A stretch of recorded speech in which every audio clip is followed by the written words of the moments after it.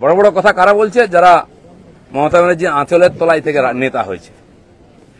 আরো বড় বড় কথা বলছে, অনেকে চরিত্রের কথা বলছে, যারা কালীঘাটের উচ্ছিষ্ট খেয়ে জীবন কাটিয়েছে, আজকে বিজেপির উচ্ছিষ্ট খেয়ে বেঁচে আছে, তারা দিলীপ ঘোষকে ক্যারেক্টার সার্টিফিকেট দিচ্ছে।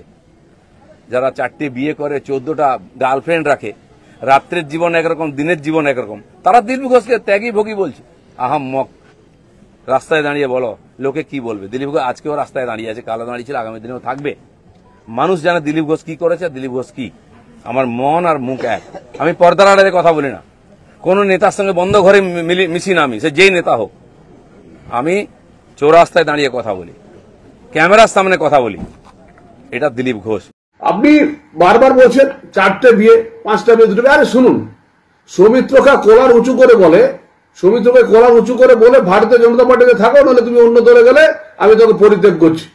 এবং আমি একজন, আমার যে সাথ দিয়েছে সেই পারমিতা ভারতীয় জনতা পার্টির একজন কর্মীরই স্ত্রী ছিলেন, এবং তিনি গত হওয়ার পর তাকে বিবাহ করেছি।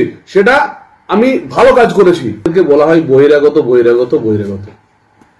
ভারতীয় জনতা পার্টিতে গোটা ভারতবর্ষে যে আমরা 22টা রাজ্যে আমরা এনডিএ যুক্ত আছি, তার মধ্যে যদি হিসাব করেন তাতে 8টা চিফ মিনিস্টার, কিন্তু 8টার 2টো, প্রায় 10টা চিফ মিনিস্টার কিন্তু অন্য দল থেকে এবং এনডিএ যুক্ত হয়েছে, এবং 6জন চিফ মিনিস্টার কিন্তু অন্য দলের থেকে এসেছিলেন, তারাও এসে হয়েছেন। শ্যামাপ্রসাদ মুখার্জি জওয়াহরলাল নেহরু ক্যাবিনেটের একজন ইন্ডাস্ট্রিয়াল এবং ট্রান্সপোর্ট মিনিস্টার ছিলেন।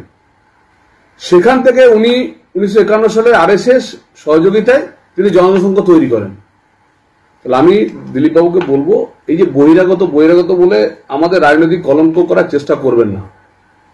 ভুল আপনি করেছেন, কারণ আপনি এই ভুলটা আপনার, এই বহিরাগত বলে আপনি আমাদের কি কি বলতে চাইছেন? আমাদের রাজনৈতিক কোনো মেরুদণ্ড নেই।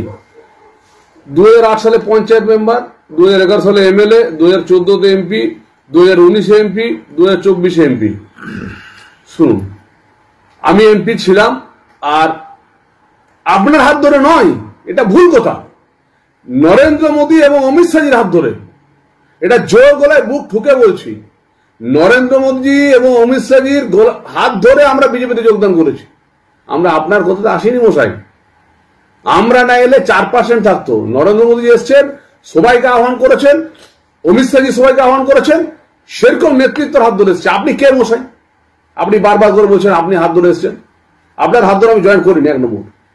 আর তথাগত বাবুকে নিয়ে বলছেন, আপনার তো এটুকু শোনানো উচিত যে তথাগত বাবুরা 4% ধরে পার্টিটা ধরে গেছিলেন।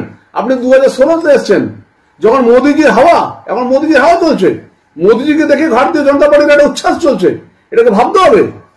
আপনি বারবার বলছেন 4টে বিয়ে, 5টা বিয়ে, 2টা বিয়ে। আরে শুনুন, সৌমিত্রকে কলার উঁচু করে বলে, সৌমিত্রকে কলার উঁচু করে বলে ভারতীয় জনতা পার্টিতে থাকো, নাহলে তুমি অন্য দলে গেলে আমি তোকে পরিত্যাগ করছি। এবং আমি একজন, আমার যে সাথ দিয়েছে সেই পারমিতা ভারতীয় জনতা পার্টির একজন কর্মীরই স্ত্রী ছিলেন, এবং তিনি গত হওয়ার পর তাকে বিবাহ করেছি।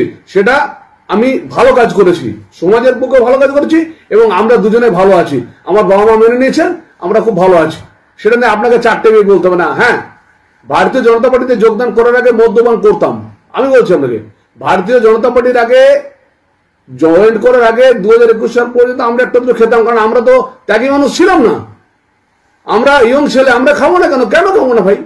কিন্তু আজকে বলছে 2.5 বছরে একবারও টাচ করে দেয়নি, কারণ ভারতীয় জনতা পার্টি নরেন্দ্র মোদী, অমিত শাহজির সঙ্গে থাকতে থাকতে নিজেকে ভালো পথে আনার চেষ্টা করেছি এবং হচ্ছি।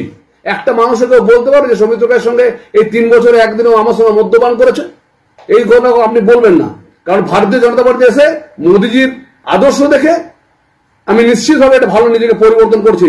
সম্রাট অশোকও একদিন অনেক অত্যাচারী ছিল, কিন্তু সম্রাট অশোক তারপরে দয়ালু সম্রাট অশোক হয়। রাজা হরিশ্চন্দ্র অনেক অত্যাচার করতো, কিন্তু রাজা হরিশ্চন্দ্র এক সময় আপনার চন্ডা হরিশ্চন্দ্র হয়েছিল। তাই এইসব কথাগুলো বলে মানুষকে গিমিক দেবেন না।